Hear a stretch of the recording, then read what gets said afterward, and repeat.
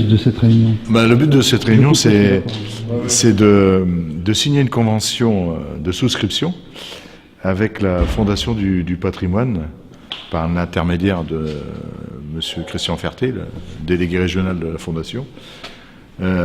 Cette souscription aura pour but d'aller chercher des dons à travers le mécénat, avec le support de communication de la Fondation du patrimoine, bien sûr.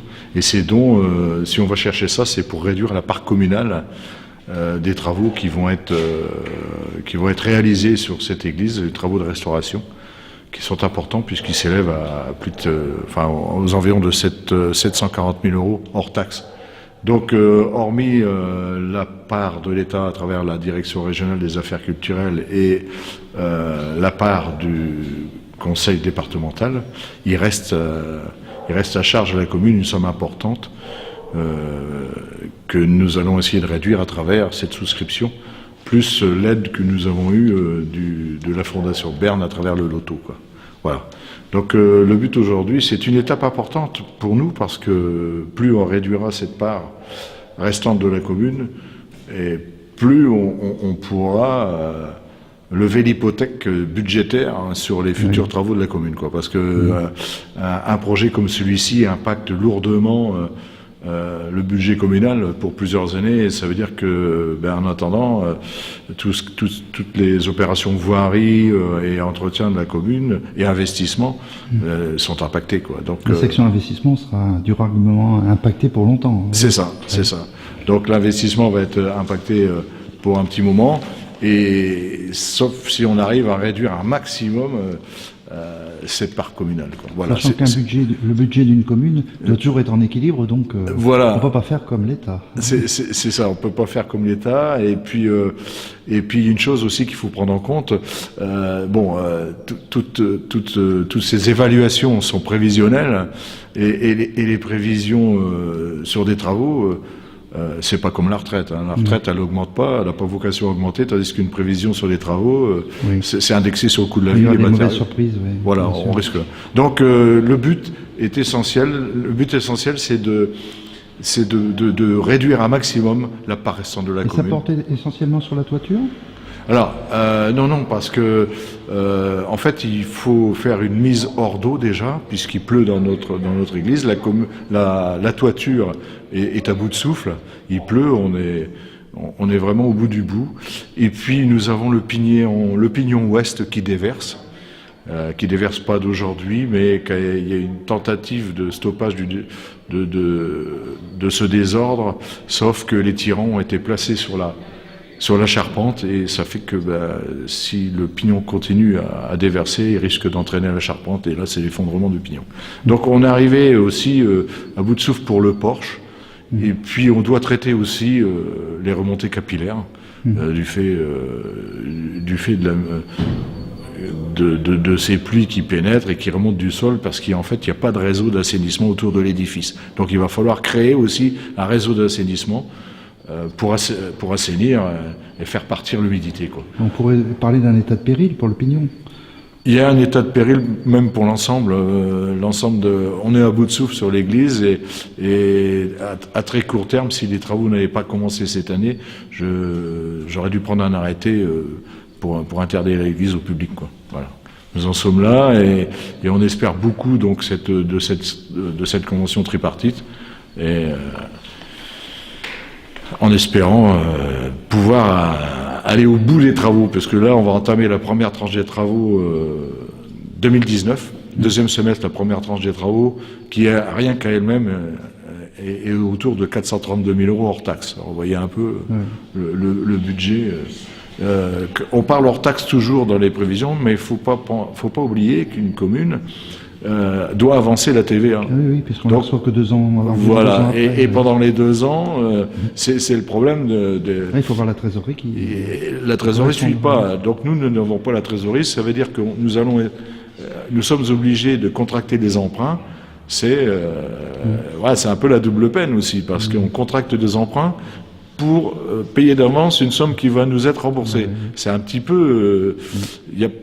là, le bon sens, faudrait y travailler là-dessus.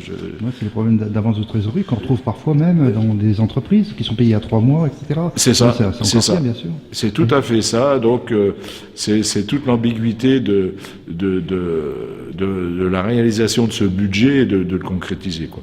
Donc, la première tranche, je le disais, 432 000 euros, c'est déjà très très lourd.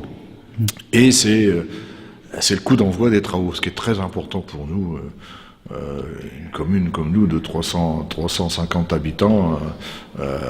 Et je vois que la Fondation du patrimoine, dirigée par Monsieur Berne, a été active dans ce projet, non?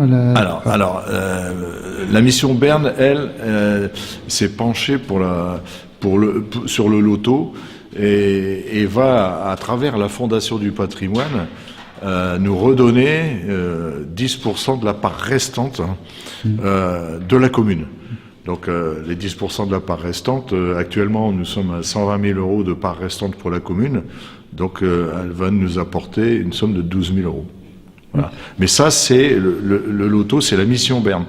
Or, la Fondation du patrimoine, elle, en relais, donc ces 12 000 euros seront donnés à la Fondation du patrimoine. La Fondation du patrimoine nous les reversera.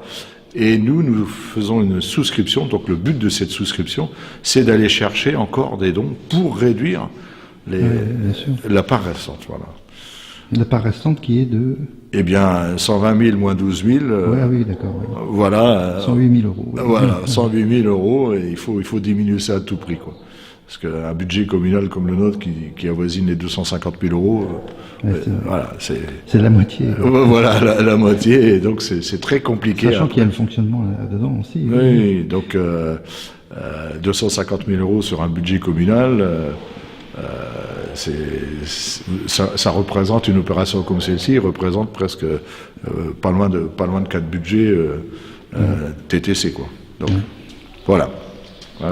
On sait ça, ou ne plus avoir d'église avant. Mais c'est ça, ou c'est fermer les yeux sur un patrimoine qui est quand même du XIe et XIIe siècle, et dont on trouve les premières traces à Chapelle en 893.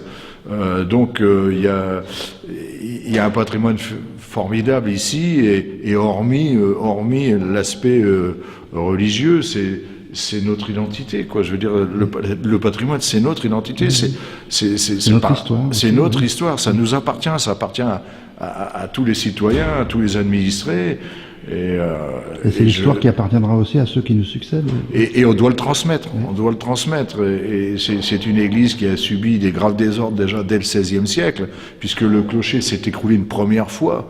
Il a été reconstruit à l'identique. Et puis le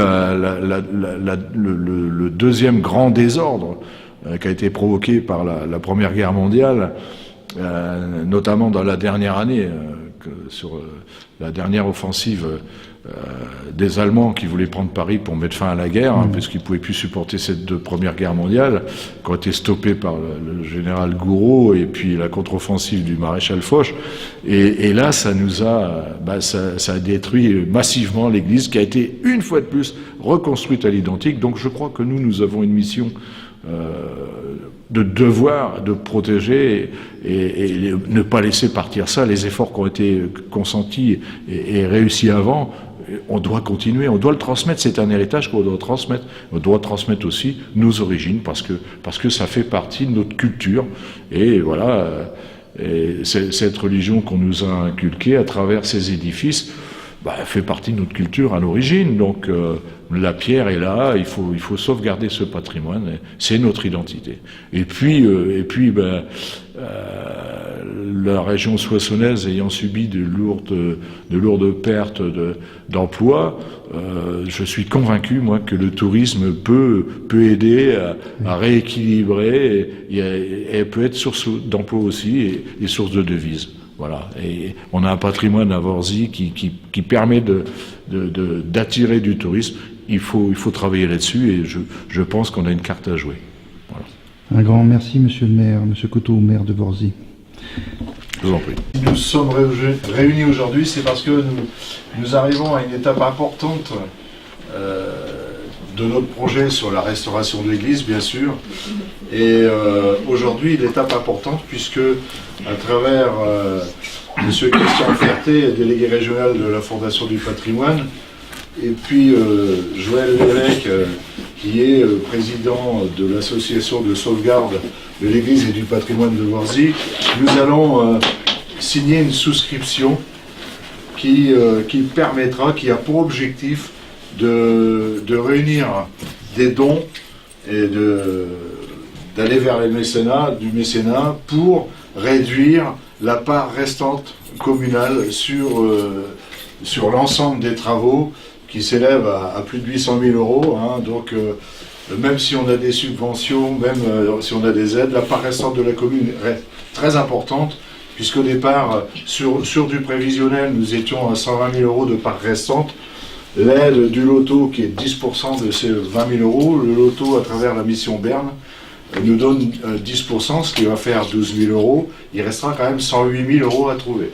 Et 108 000 euros à trouver, c'est un challenge. Et nous sommes tournés vers la Fondation du patrimoine. Nous allons travailler ensemble, puisque c'est déjà aussi grâce à la Fondation du patrimoine que la mission Berne nous subventionne à travers le loto et le mécénat qui est la Française des Jeux aussi. Voilà. Moi, pour ma part, j'ai présenté un petit peu le pourquoi de notre réunion aujourd'hui. Je vais laisser la parole à M. Christian Ferté, hein, le délégué régional de la Fondation du patrimoine. Et après, je pense que Joël dira un petit mot aussi. Et puis, in fine, on a une convention à signer. On fera la signature. Christian. D'accord. Voilà. Merci beaucoup. Hein, et puis, bravo à vous d'être venu braver, non pas la tempête, puisque maintenant, ça y est, depuis une journée, on est installé dans la neige et c'est bien, hein, c'est pas si mal que ça. Mais on est très heureux de venir ici parce que, au titre de la Fondation du patrimoine, on a travaillé avec le loto. Donc on est opérateur pour le loto, hein, dans le cadre de la mission Berne, mais on a travaillé aussi avec le ministère de la Culture, hein, puisque l'opération loto Berne, ça s'est fait avec, dans le fond, quatre parties. Le journaliste, hein, qui a lancé cette opération et qui est tout de même intéressante parce que les gens prennent conscience de leur patrimoine un peu plus. Ensuite, il y a eu la Fondation qui a été opérateur pour le loto, donc le loto deuxième partenaire. Le troisième partenaire, c'est le ministère de la Culture, hein, avec lequel vous travaillez, hein, et qui va verser, lui, déjà 40% de subvention sur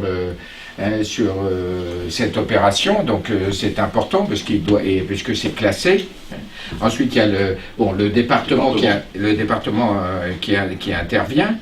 Donc, nous, en réalité, on est opérateur et on permet, à travers une souscription, de faire en sorte que quand 1 euro sera donné, ici, eh bien, le loto donnera 1 euro. Hein, donc, le loto va doubler, dans le fond, les résultats de la souscription. Et nous, notre travail à la Fondation du patrimoine, c'est de travailler, d'être opérateur pour le loto, d'être opérateur pour la région, les crédits régionaux, mais les crédits régionaux, pour le moment, ils ne vont pas aux bâtiments classés. Ils vont qu'aux bâtiments non classés, quels que soient les bâtiments.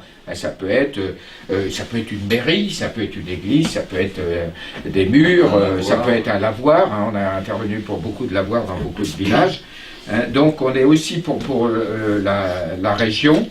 Hein, et puis donc sur le plan national, on lance des souscriptions. Je tenais à le saluer parce que c'est grâce à l'élan de tout le monde.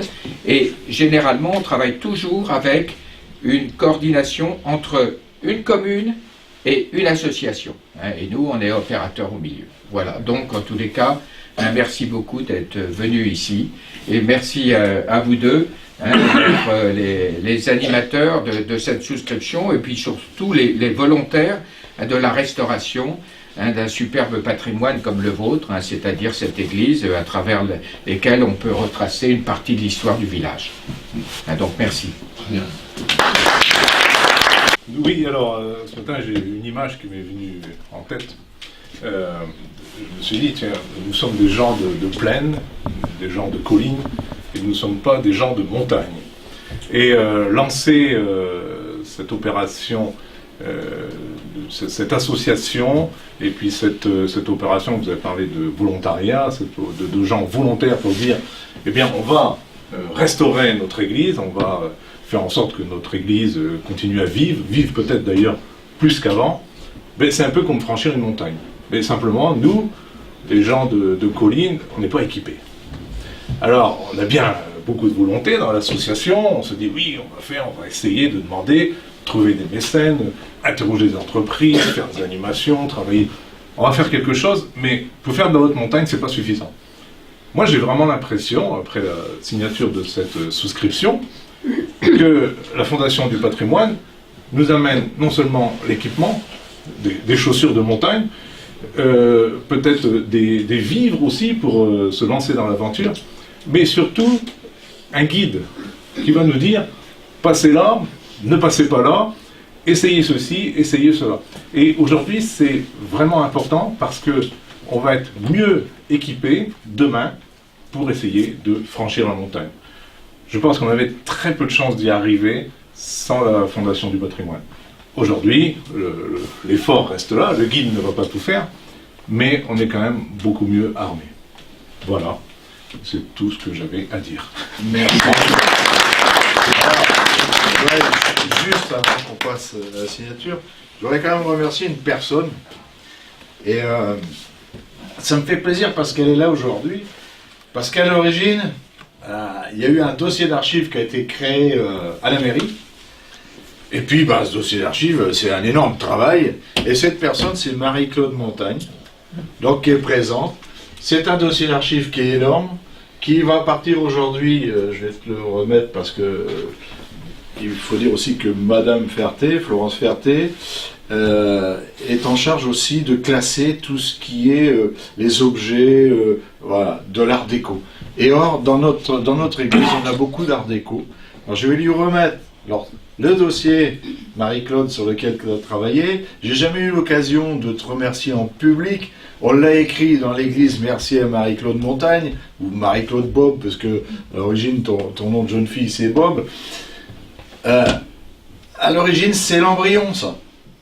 Alors, vous voyez, ça démarre de loin, quand même. Quelqu'un qui a créé ça, qui a mis ça à la mairie, qui a réussi à faire classer la dernière partie, qui s'est battu pour le faire classer, cette dernière partie, parce que à l'époque, c'est pas évident avec la municipalité, enfin, je passe là-dessus, mais ta volonté a fait que ça a été le point de départ, quelque part. On a rallumé la flamme.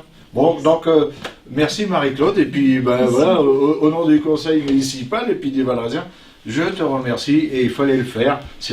Pour moi, c'est important. Et il ne faut rien négliger, comme quoi, on revient un petit peu à ce que disait Joël, et puis monsieur le délégué. On a les ingrédients. Maintenant, on a même une couverture de survie, je pense qu'on peut la mettre.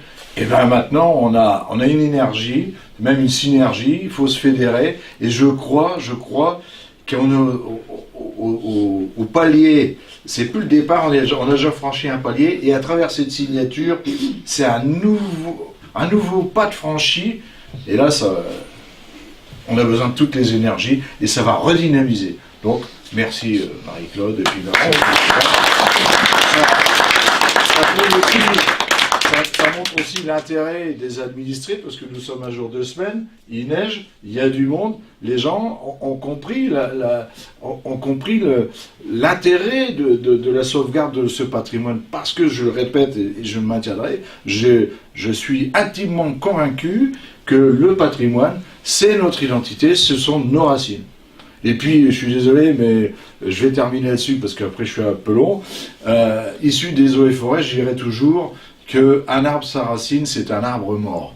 Donc, sans notre identité, sans nos pierres, c'est un peu la même chose. Voilà. Je vous remercie. Alors, on l'a décrit un peu vite fait, il y a cette... Oui. Tu t'en charges, Pierre? Oui, je veux bien. Bon. Donc, le préambule, c'est une campagne de souscription et en faveur de la sauvegarde et aussi de la valorisation du patrimoine. Parce que nous, ce qu'on veut, Hein, ça nous est déjà arrivé de refuser d'intervenir pour un bâtiment parce que, par exemple, c'était une église, elle était fermée. Hein, et entre la mairie, l'association et l'évêché, ils ne s'entendaient pas. Donc on s'est dit, elle ne sera jamais ouverte, donc elle ne sera pas valorisée. Malheureusement, monsieur le maire, un président de l'association ne peut pas intervenir. Hein, depuis le temps, d'ailleurs, ça a changé, et maintenant, on est en train de réintervenir. Mais parce que les gens se sont rassemblés et ont décidé d'essayer de valoriser. Hein, valoriser, ça veut dire ouvrir comme vous le faites. Hein, aux expositions, ouvrir pour un concert, ouvrir pour une conférence. Hein, donc il y a 3 possibilités pour ouvrir des églises. Hein, et là, je crois que quelquefois, dans certains villages, plutôt que de financer peut-être un élément culturel nouveau, eh bien, on peut faire beaucoup de choses dans les églises. Hein. L'évêché est assez souple. Bon, alors il faut s'entendre évidemment avec lui, mais bon. Ça voilà. va bien, ça va Donc bien. l'objet de la convention, on lance une campagne de mobilisation. Hein. Les dons donc sont affectés à la Fondation du patrimoine et reversés à la commune à partir au moment des travaux, hein, quand il y a eu l'acquittement des factures. Alors ce qui est très important, le rôle de l'association, hein, donc valoriser l'Église et les initiatives culturelles locales. Vous voyez, donc on y arrive ici, hein, valoriser les initiatives culturelles locales. Hein, elle accompagne la commune dans l'organisation de diverses animations. Hein, et elle participe à la communication, puisque à partir d'aujourd'hui, c'est-à-dire qu'à partir de cet après-midi, cette église, elle sera sur le site, sur Internet.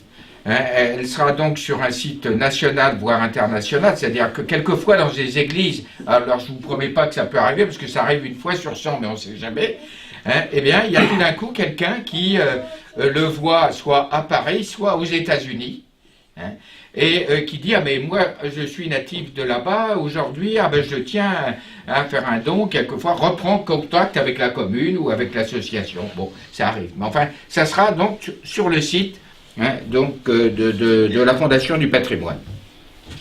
Alors les modalités comptables, bon ça je vous les passe. Hein, et puis la durée, elle est valable 5 ans. Hein, c'est-à-dire pendant la durée des travaux, elle peut être renouvelée, hein, par accord, par tacite reconduction, du moment qu'il y a l'accord évidemment de la mairie et de l'association. La communication, elle se fait ensemble, c'est-à-dire que les gens qui vont donner vont avoir le droit à une déduction fiscale, hein, pour ceux qui paient des impôts, c'est-à-dire qu'ils peuvent réduire le montant de leur impôt de 66%. Hein, donc, ce qui n'est pas négligeable. Si vous donnez par exemple 100 €, eh bien, votre impôt sera réduit de 66 €. Hein, vous aurez à payer encore 34 €. Donc ça fait que vous savez, hein, l'argent que vous donnez là, exactement où il va. Alors que quand vous donnez l'argent pour l'impôt sur le revenu, vous ne savez pas où il va. C'est la règle budgétaire, il peut aller dans n'importe quelle direction. Là, vous maîtrisez mieux. Donc la communication, elle se fait ensemble. Quand il y a des événements, eh bien nous les mettons sur notre site. Hein, à chaque fois, on les annonce, on fait un compte-rendu de l'événement, hein, et donc ça anime évidemment la souscription. Hein.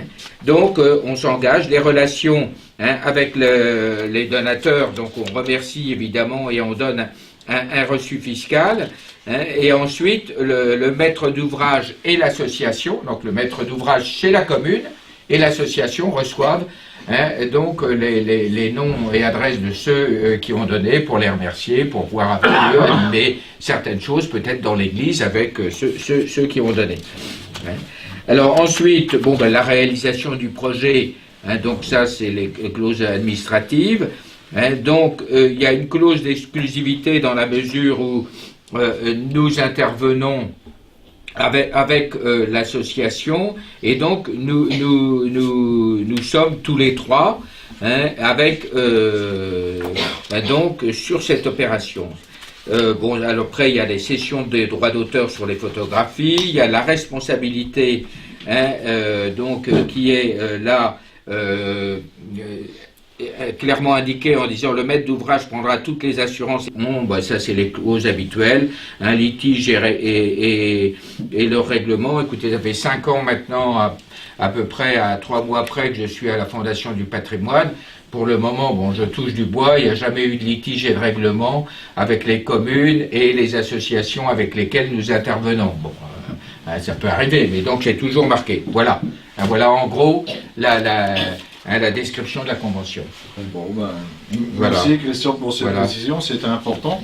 Je donne à Marc le stylo. Voilà. Bon, le premier, Vas-y. allez, c'est parti. Hop là, il va falloir du dur en dessous. Ouais. Je me suis fait avoir. Oh, ça Ouais, ira. on va mettre ça.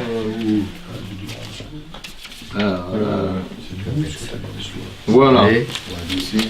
Sans Allez, question. voilà, je vais mettre ça là. Faudra qu'on mette un petit paragraphe après. Ouais, ouais. Et, sur les autres. Sur chaque page. Sur chaque page. Ouais. Voilà. Alors, merci. Merci. Tiens. On va mettre ça en dessous. Voilà.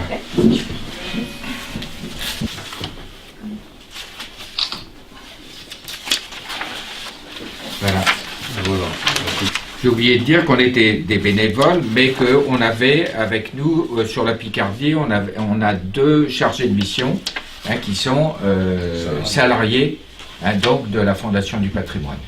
Sur le territoire, on est 650, 660 bénévoles et il y a 70 salariés, dont 50 sur le territoire et 20 qui sont à Paris parce que, évidemment, on a des conventions avec le ministère de la Culture, des conventions avec le ministère des Finances pour tout ce qui est déduction fiscale. Gestion d'argent. Voilà, gestion de l'argent, absolument.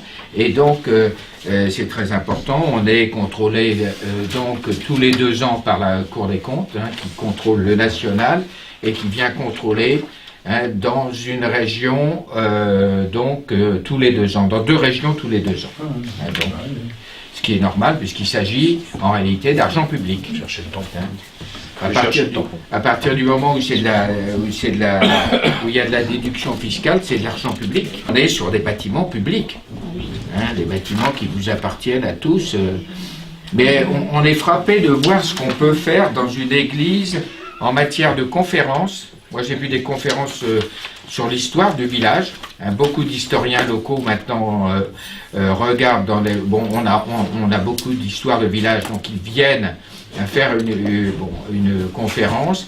On a des concerts. Alors, ce qui a très très bien marché, ça a été les concerts avec les écoles de musique. Et une autre opération qui a été imaginée par certains maires, qui était de faire venir les écoles avec l'instituteur, avec le professeur, pour dire, voilà, on fait l'église, mais cette église dans le village, elle explique une partie de l'histoire du village, parce que, c'est un bâtiment qui autrefois servait tous les dimanches et tout. Aujourd'hui, évidemment, c'est complètement changé, et donc, voilà. Et ça a plutôt bien marché, c'est-à-dire que les instituteurs et la plupart des enfants étaient intéressés. Ça ne se fait pas encore très fréquemment, mais j'ai vu 5 ou 6 expériences dans 5 ou 6 villages, et j'ai trouvé que c'était à l'initiative des maires, et c'était vraiment très intéressant. Pour montrer, parce qu'une fois que les enfants sont intéressés, souvent après les parents ils viennent aussi. Il y a une sorte de réappropriation du patrimoine. Voilà. Une découverte à la fois. Et réappropriation. Ouais, ça. Et j'ai oublié d'excuser Don Alban, pardon, j'allais faire le curé de la paroisse, il a été retenu, sinon il serait venu avec plaisir. Voilà. Et pour rebondir sur ce que tu disais, Christian, moi, notre patrimoine, notre église, c'est une salle communale. On peut tout y faire. Je veux dire, on peut se réunir là-dedans. C'est une maison. Sois prudent quand même là-dessus. Non. je veux dire, on se réunit pour... Je te donnerai la charte qui est émise par le diocèse de Oui, mais en prudence quelque part. Alors, Si tu Mais veux quelque passer part. la musique de West Side Story dans ton église, c'est interdit. Ouais. Donc, Ouais, Mais c'est là, justement, c'est là qu'il faut... C'est Il y a un le drame. travail à faire. alors, on a proposé à la région, puisqu'on est opérateur aussi pour les crédits régionaux, de faire un colloque, par exemple en Picardie, hein, puisque là, nous, on est sur la Picardie, une après-midi. Je l'ai proposé d'ailleurs à l'évêque. Il est d'accord, hein, l'évêque de... Mais l'évêque, oui, mais c'est le problème, c'est...